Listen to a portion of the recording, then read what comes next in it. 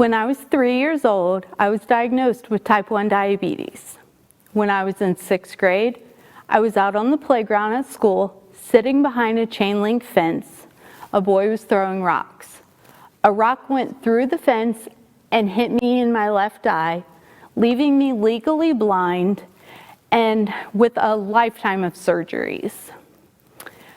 My senior year of high school, I was riding in a car with friends on our way to a high school basketball game. We hit a patch of ice, the car began to spin, and we hit a telephone pole right where my head was. I suffered a brainstem injury and a collapsed lung. I was in the hospital for 28 days and in outpatient therapy for 4 months. Fast forward to 2009. Sorry, forgot, that's where the anger started.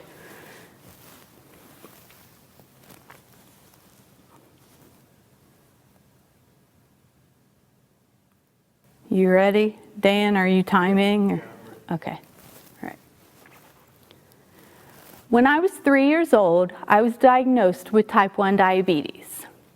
When I was in 6th grade, I was sitting out on the playground at school behind a chain link fence. A boy was throwing rocks. One of those rocks went through the fence and hit my left eye, leaving me legally blind and with a lifetime of surgeries to follow. My senior year of high school, I was riding in a car with some friends. We hit a patch of ice and the car began to spin. We hit a telephone pole right where my head was. I suffered a brainstem injury and a collapsed lung. I was in the hospital for 28 days and in outpatient therapy for 4 months. And that's when my anger started. I didn't know why I had to suffer. I was very angry with God. It felt like He was picking on me. They felt like personal attacks. Fast forward to 2009, when I lost my very dear uncle. A month later, I lost my grandma. A few months after that, my mother-in-law. And a few months after that, a close family friend. And that's when the anger really took over. I just didn't understand why all of this suffering had to happen. I was so angry with God. At the time, I was working as a reporter for the Piqua Daily Call newspaper. As ironic as it was, one of my beats was religion, so I would often call on the local churches to cover stories that they had going on. One day when I was particularly angry with God and just questioning everything, I made a call to Piqua Baptist. The secretary answered the phone and asked me how I was. I said, "Fine, how are you?" Just expecting a fine in return. But instead, she said her husband had had a stroke. Insurance was not going to cover any more time in the rehab facility that he was in, and he was in no shape to come home. Their van had just broken down, and the list just went on and on. But she said, "It's okay.